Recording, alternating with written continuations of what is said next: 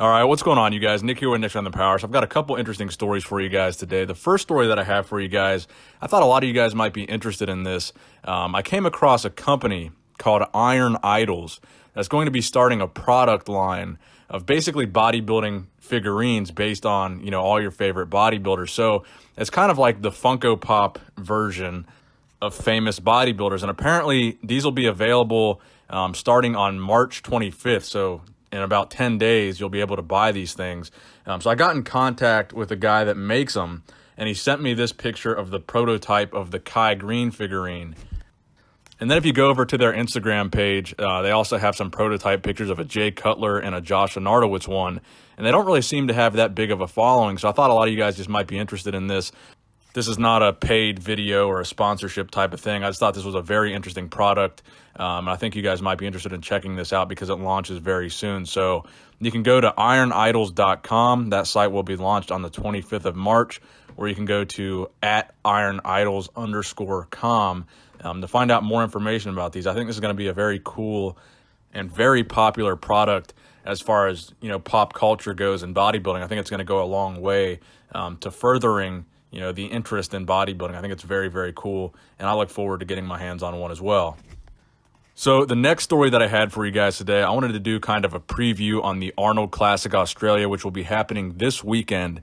And the men's bodybuilding portion of this event will be on Saturday, March 16th. So as many of you know, there's a massive time difference between the U.S. and Australia. So in Australia, this event will be starting at 7 p.m. their time on Saturday, which I believe is about 4 a.m. Eastern time in the States. So it's kind of an inconvenient timing if you're trying to watch this show from the U.S. Now, I'm not entirely sure that this show is going to be live streamed. It doesn't really specify that on the Arnold Sports Festival website, but I will be trying to cover it as timely as possible so that you guys can get the information and the results and the prejudging and all that good stuff as soon as I get that information. And I will keep you guys updated if I do find out about a live stream, but it doesn't really specify that on their website, so I'm not really sure. But if you guys are looking to watch a live stream, if there is one, it's likely going to be very, very early Saturday morning if you live in the United States. So just be aware of that. There's a massive time difference.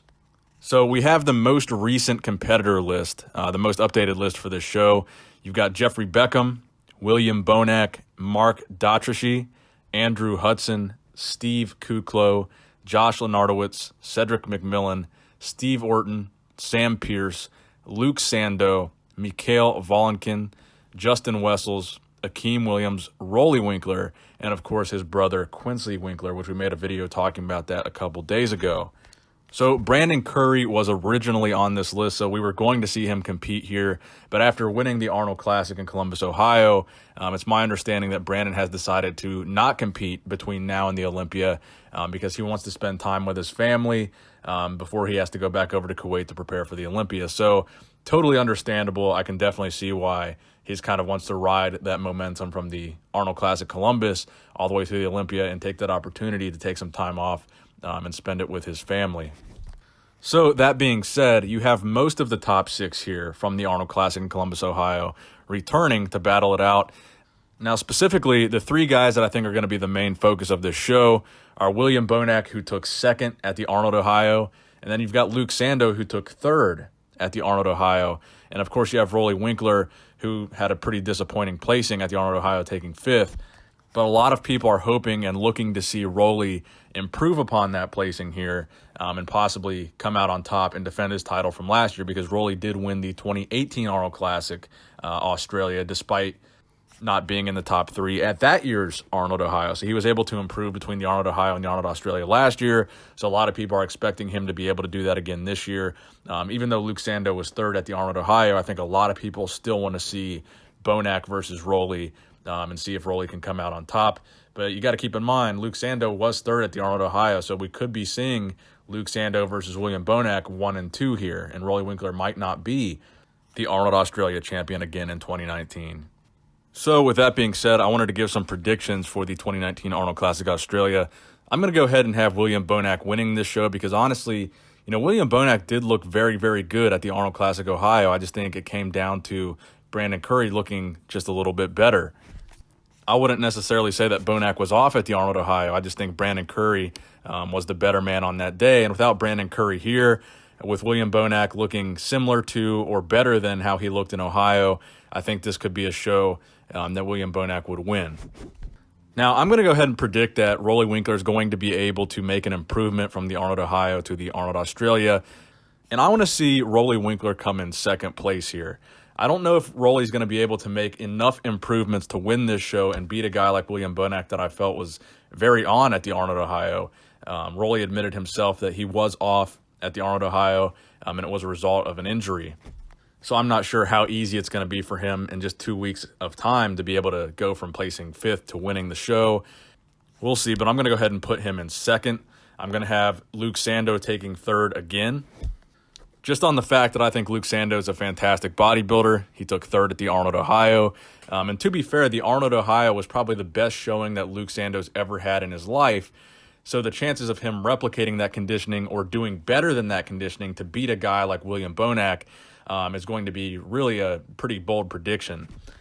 Now, if Rolly comes in off again, we could very well see William Bonac versus Luke Sando as 1 and 2 at this show, and I would not be upset at that at all. I'm going to go ahead and have Cedric taking fourth place here again. I think that flight to Australia is one of the most brutal flights for a bodybuilder to take in terms of, holding water and just overall the jet lag causing their physique to maybe not look its best when it comes time for the show. And holding water is one of the things that I think Cedric has a problem with. I don't think he's going to do horrible here, but I think he's going to place the same as he placed in Ohio. And then I think we're going to see Steve Kuklo in fifth here, and then we're going to see Josh Lenardowitz in sixth. Now, Josh Lenardowitz, I was kind of disappointed by what we saw at the Arnold Classic, Ohio. Like I said in my prediction video for the Arnold, Ohio, Josh Lenardowitz is a guy that doesn't have the prettiest structure, the prettiest physique, but when he really nails that conditioning, he places well because he catches guys that are slipping on their conditioning. But when he doesn't nail that conditioning, that's when it really hurts him. So based on his conditioning in Ohio, I think we might see that conditioning again, but it is worth mentioning that he has the home field advantage. He's from Australia. He doesn't have to travel like he did to Ohio. We might see him make a dramatic improvement and make a giant jump in placing higher. But overall, I have a feeling that we're going to see very similar placings to the placings that we saw in the Arnold, Ohio, with the exception, of a wild card factor like Rolly making dramatic improvements and moving up in placings. I think for the most part, these placings are going to stay consistent. As far as Rolly Winkler's brother is concerned, I don't really see him cracking the top 6 in this lineup. Could he crack the top 10? Potentially. Do I think we're going to have a Winkler versus Winkler pose down for 1 and 2? Probably not. Now, with that being said, for all the Arnold Classic Australia updates, make sure you subscribe to this channel if you have not already. I'm going to be trying to give you guys the most timely updates that I can. So all that good stuff will be here on the channel. So the final story that I have for you guys today, of course, is classic physique related. Now, the past couple days, there's been a giant amount of discussion about the vacuum pose in classic physique, which I think is absolutely fantastic, by the way. I think this is probably the most coverage and the most exposure and attention that the classic physique division has gotten in a long time, is all these people talking about the vacuum pose in classic. I think it's fantastic to have this much attention on that division and all these people weighing in, feeling so strongly one way or the other about one specific pose in this division.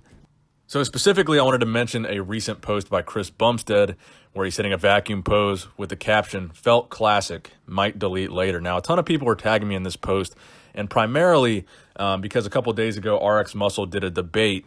Well, they called it a debate, where they had a panel of guys basically talking about why the vacuum shouldn't be mandatory. But basically, everybody on the panel agreed that it should not be a mandatory pose. Well, the interesting thing about this was they had Breon Ainsley and George Peterson on that panel. And when Chris Bumstead saw that, he posted this comment on their Instagram page. 2 guys that can't do the vacuum pose. I wonder what their opinion will be. Obviously, just trying to stir things up a little bit because Chris Bumstead famous for the vacuum pose. So I don't think Chris Bumstead is being too serious here, being disrespectful. I think he's just trying to troll and stir the pot a little bit, which I think is fantastic. I think we need more stuff like this to make classic physique as a division more interesting. I think it's going to make the Olympia more interesting, having this discussion going into the classic physique Olympia, because we know there's going to be guys that hit the vacuum pose and guys that don't. So it's going to make it interesting, the discussion that follows based on who places where. And for the record, we did do a poll on my channel that got 20,000 votes. where 87% of those 20,000 people said that they felt the vacuum pose should be mandatory in classic physique. And then there's a large amount of people that don't think it should be mandatory in classic physique. And I think that is fantastic. I think seeing people feel this strongly either way about the vacuum pose is a fantastic conversation and a fantastic discussion to see going forward. So thank you guys for watching the video. Please give it a thumbs up if you enjoyed it. Make sure you subscribe to this channel if you have not already, and make sure you also subscribe to my vlog channel, Nick Strength Vlogs. It's basically just a channel where I do bonus content that you guys have not seen on this channel, vlogs, Q&As, reactions to things, stuff like that. So just kind of a bonus channel, not monetized, just for your guys' enjoyment. So thank you guys for watching. Nick Strength and Power, signing out.